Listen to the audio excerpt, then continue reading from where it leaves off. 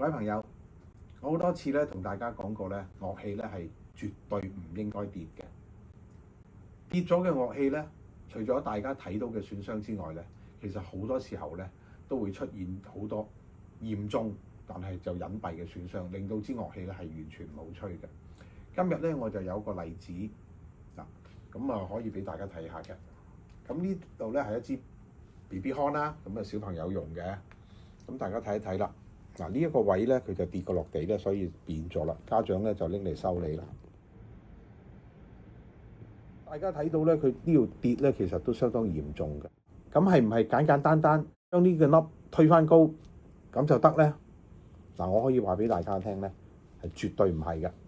嗱，大家可以睇一睇呢度扁咗，咁佢下邊呢度啱啱有個撐臂嘅喎，唔知大家睇唔睇到啦？我或者打橫睇下。其實個撐臂咧都變咗形嘅。嗱，佢本來咧就彎啲，咁而家咧就扁咗啲。咁即係話咧，如果我哋起粒嘅時候咧，就未必一定咧係能夠修復翻呢個撐臂嘅形狀嘅。咁呢度咧就會有 tension。好啦，個樂器呢度受到撞擊，會出現啲咩後果咧？我可以俾大家睇一睇嘅，雖然難睇啲。呢一度。Mouthpipe 呢度咧有個大嘅撐臂嘅，而家咧呢個撐臂下邊咧，其實咧就凹凹地嘅。咁呢啲係咪問題嘅全部咧？就其實唔係㗎。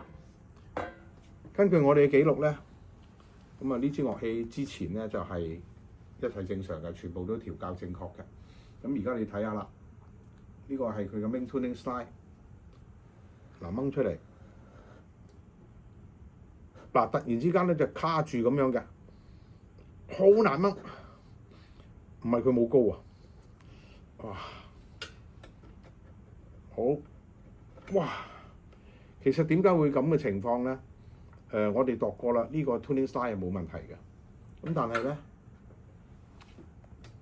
而家咧擺翻落去嘅時候咧，呢個 tuning slide 就明顯係有輕微咁樣窄咗，少過1個 mm 嘅其實。咁但係就窄咗少少，咁即係話咧喺跌嘅過程咧，呢一度咧係輕近咗少少，即係話呢個呢批而家咧有啲變形，呢一邊咧就擘開咗。咁大家睇到咧，跌一跌，咁呢度有個問題啦，呢度有個問題啦，呢批亦都係 shift 咗少少。咁如果我哋淨係修理呢度，簡簡單單咁淨係修理咗呢一度，其實支樂器咧仍然係唔會好吹嘅。咁但係如果我哋修理埋呢度，或者咧如果要一了百了嘅話咧，就要成支呢批燒甩佢，重新再燒焊過，燒甩佢再燒翻落去，咁呢支只係 baby horn。咁大嘅修理工程咧，其實就唔值得嘅。好彩就係呢個只係一個初學嘅樂器，希望咧小朋友就快啲長大，學得快啲，咁早日換一支正式嘅圓號。咁呢一支咧就功成身退㗎啦。呢個例子咧可以話俾大家聽，跌一跌，其實咧差唔多咧可以即係將一啲平價嘅樂器咧係宣判咗死刑㗎啦。咁希望大家咧真係要學識好好咁保護自己嘅樂器，千祈唔好再跌啦〜